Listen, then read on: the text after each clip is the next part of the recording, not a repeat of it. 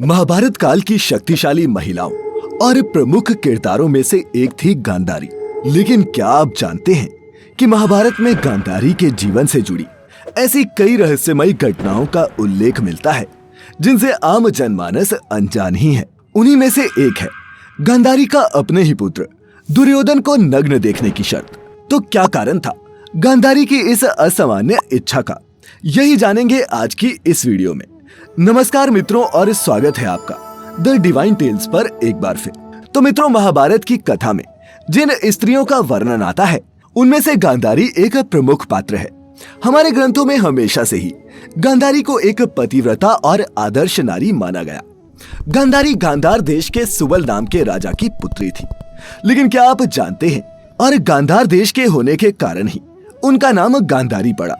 गांधारी भगवान शिव की परम भक्त थी। भगवान शिव की तपस्या करके गांधारी ने यह वरदान पाया था कि वह जिस किसी को भी अपने नेत्रों से पट्टी खोलकर नग्नावस्था में देखेगी उसका शरीर वज्र का हो जाएगा।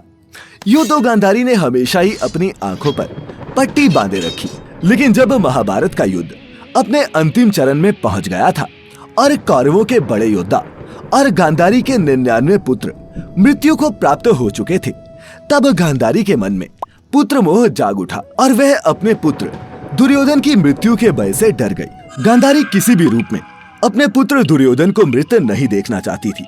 इसीलिए उन्होंने भीम से युद्ध से पहले ही भगवान शिव से प्राप्त वरदान का उपयोग कर अपनी आंखों की पट्टी खोलकर दुर्योधन के शरीर को वज्र का करना चाहा। और गांधारी ने दुर्योधन को आदेश दिया कि वह गंगा में स्नान करके नग्न अवस्था में ही उसके समक्ष आ जाए। लेकिन कृष्ण के बहकावे के कारण दुर्योधन ने अपने गुप्तांग को पत्तों से छिपा लिया था, जिसके चलते उसके गुप्तांग और जांघें वज्र के समान नहीं बन पाए। मित्रों, पूरी घटना कुछ इस प्रकार है कि गांधारी दुर्योधन से कहती है कि मैं तुम्हें विजयश्री का आशीर्वाद तो नहीं दूंगी, किंतु ये शिव भक्तिनी तुम्हें एक कवच अवश्य पहना सकती है। हे पुत्र, गंगा जाकर स्नान करके आओ और सीधे मेरे पास आ जाओ, किंतु ऐसे ही जैसे तुम जन्म के समय थे। तब दुर्योधन कहता है, क्या नग्न माताश्री? उस पर गांधारी कहती है, पुत्र, माँ के समक्ष कैसी लज्जा, जाओ स्नान करके निर्वस्त्र आओ। दुर्योधन कहता है, जो आज्ञा माताश्री।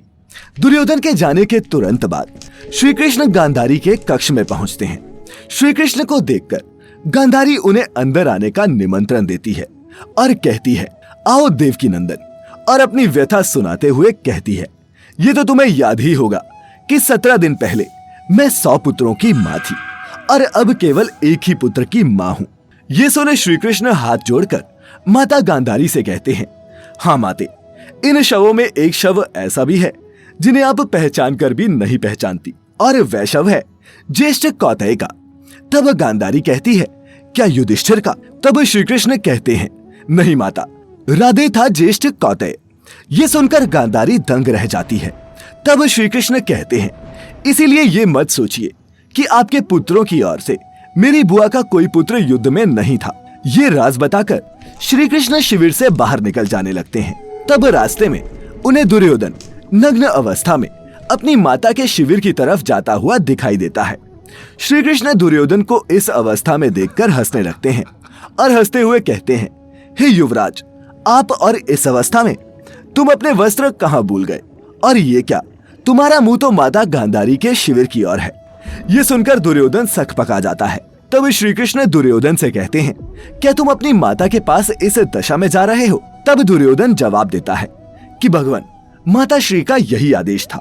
श्री कृष्ण फिर कहते हैं, किंतु वो तुम्हारी माता है, उन्होंने अनेक बार तुम्हें गोद में लिया होगा, तुम तो पुत्र हो, सब ठीक है, लेकिन ये बचपन की बात है, तुम अब एक वयस्क हो चुके हो और कोई वयस्क अपनी माता के सामने पूर्ण नग्न अवस्था में नहीं जाता।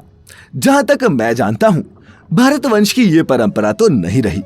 फिर श्री कृष्ण हंसते हुए दुर्योधन पर कटाक्ष करते हैं, किंतु तुमने तो भारत वंश की परंपराओं का पालन करना कभी का छोड़ दिया। जाओ जाओ, माता को प्रतीक्षा नहीं करवानी चाहिए, जाओ। ये कहते हुए श्री कृष्ण हंसते हुए वहां से चले जाते हैं।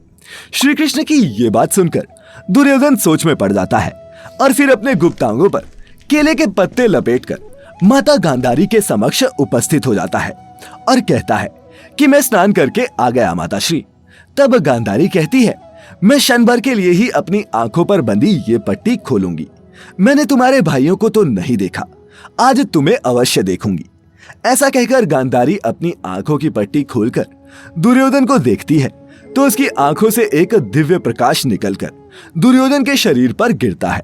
बाद में गांधारी क्या देखती है कि दुर्योधन ने अपने गुप्तांग छिपा रखे हैं। तब वह कहती है कि ये तुमने क्या किया पुत्र। तब दुर्योधन कहता है कि मैं आपके सामने नग्न कैसे आता। तब गांधारी कहती है किंतु मैंने तो तुम्हें यही आदेश दिया था। दुखी होकर वह पुनः अपनी आंखों पर पट्टी बांध लेती है और फिर कहती है तुम्हारे शरीर का वह भाग जिस पर मेरी दृष्टि पड़ी ही नहीं वो दुर्बल रह गया, शरीर का शेष भाग वज्र का हो गया। यदि तुम बड़ों का आदेश मानने की परंपरा भूले न होते तो अजय हो गए होते।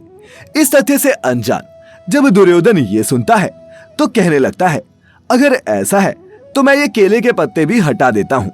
तब गांधारी कहती है कि पुत्र मैं कोई मायावी नहीं हूँ, मैंने अपनी उस एक दृष्टि में अपनी भक्ति, अपना सतीत्व और अपनी ममता की सारी शक्ति मिला दी थी।